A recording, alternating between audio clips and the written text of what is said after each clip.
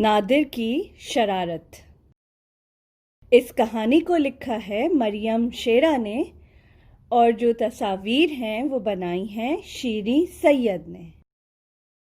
آپ سننے کے لیے تیار ہیں کہانی؟ نادر کی شرارت۔ ایک دن نادر صبح سویرے اٹھا۔ اس کے آس پاس کوئی نہ تھا۔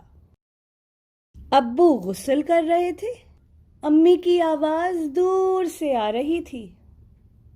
بھائی اور آپا سو رہے تھے۔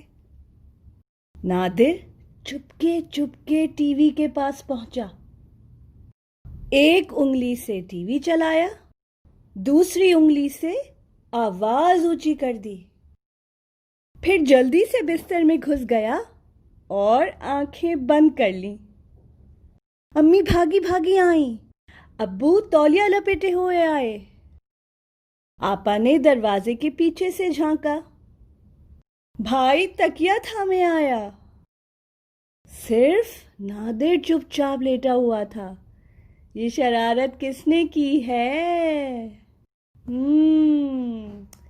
نادر نے۔ کہانی سن کے مزہ آیا؟